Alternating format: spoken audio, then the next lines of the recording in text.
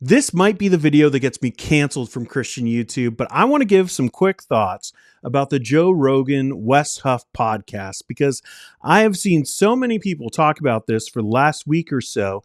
And now that the podcast is out and I did watch it, everyone's saying that it's the greatest thing ever. And how amazing it was for Wes Huff, a Christian apologist, to give the gospel to Joe Rogan on this podcast for millions of people to be able to potentially hear. The problem with that is that it's not true. The gospel wasn't shared in that podcast. Now, there were a lot of great things that happened. I was actually pretty impressed with Huff and his ability to articulate some of the nuances of textual criticism, a very difficult topic to give to like the layperson and not have it be super confusing. And I think he did an excellent job. He's a teacher, so it makes sense that he would be able to explain this in very simple terms, even though it's very complex and confusing. So I thought that was all pretty great and a good thing for a Christian to be able to do, to be able to give someone a resource of why we can trust the Bible. That's great. But what I'm hearing people say is that the gospel was shared and that millions of people heard that gospel and now can make a decision for Christ. And like I said, the problem with that is that it just isn't true. There wasn't a gospel presentation in this podcast, and I find that deeply troubling. You know, there was a lot of conversation about winning a debate and crushing someone in a debate and the background about that debate, because that's the viral moment that this Huff guy had, is that he crushed this guy and now he's on this podcast talking about that. And he did a great job of articulating it in a humble way and not coming across as being like, I demolished this person because I'm so much more, superior than him. My intellect is so much more, none of that. I didn't get that from him, even though I think Rogan actually tried a few times to kind of point him in that direction. He didn't take the bait. So I appreciate that. But there was a lot of conversation about that, a lot of conversation about textual criticism, which is a very important topic, but there wasn't a lot of talk about the gospel. And I think that really matters, especially when it comes to Christians saying that the gospel was shared.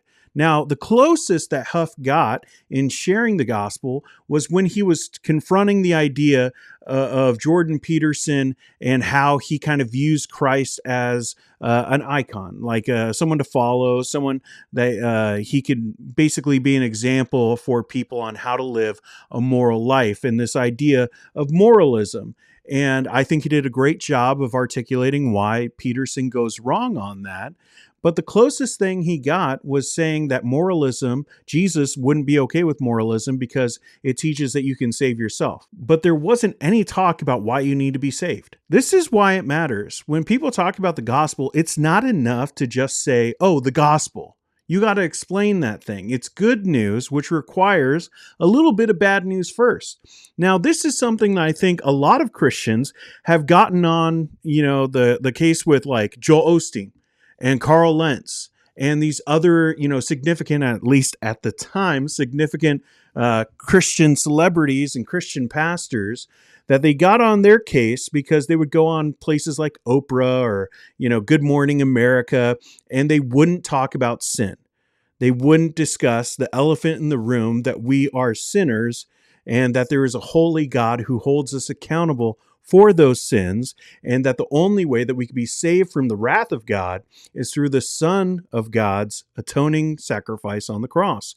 Now, that's the gospel, giving the bad news and then showing why it's good news that Jesus died for our sins in our place. So if we believe in him, we can be saved from those sins. And I didn't hear that on that podcast. So Christians need to start realizing that saying some of these things that are Christian and that are helpful and that are right isn't the full answer for the gospel. And I think that we need to be able to articulate the gospel in a clear way. And I'm kind of disappointed that Wes Huff didn't do that. And I think that he tried. There were a few moments where you could see where he was going that way.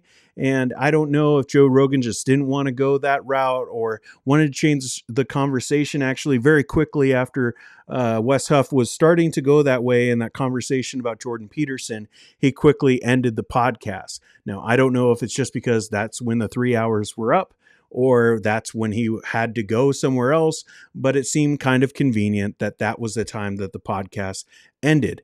but that was 3 hours that we didn't get a clear gospel presentation. And I kind of thought that would happen because a lot of times people think about these conservative celebrities and some of them that have like a really big following, and we kind of use them to kind of prop up our own faith and to be able to use their platform to get the faith out there. There's nothing wrong with that necessarily if you're doing it in the right way, in a way that isn't just using someone, but you actually care about that person. And I did get that from Wes Huff. But the way that Christians have been talking about this podcast over the last week and building it up, like this is going to be the moment that Christians finally win online and that we can win over someone like Joe Rogan, and we can get that credibility and be able to talk to his followers, these millions of followers. I even had a comment because I talked about how I bet it would probably be a lot of conversation about the fallout with the whole debate thing. This is a comment I got. Huff appearing on Joe Rogan Experience could bring millions to Christ. How is that not amazing? Well, I think it's a good thing for a Christian to be able to have that kind of a platform to reach a lot of people. But the gospel wasn't shared. So how could he bring people to Christ without the gospel?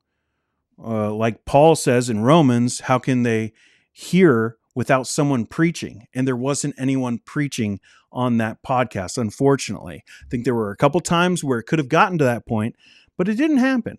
And I think that is a clear indicator for us as Christians that it's up to us.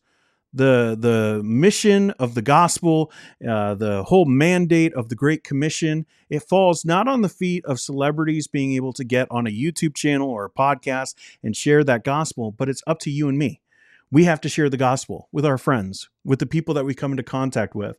Whether it's a Joe Rogan or the mailman, we got to share the gospel with them. So be about your business. Yes, it's a cool thing to have a Christian go on a big podcast. That's fun. We could all talk about it. We can watch it, listen to it, and maybe there can be some good things that come out of it. But let's make sure that we're not trying to use that as some kind of proxy for our own form of evangelism. Let's make sure that we're about getting the gospel out, not just having some YouTuber go on a podcast and do it for us.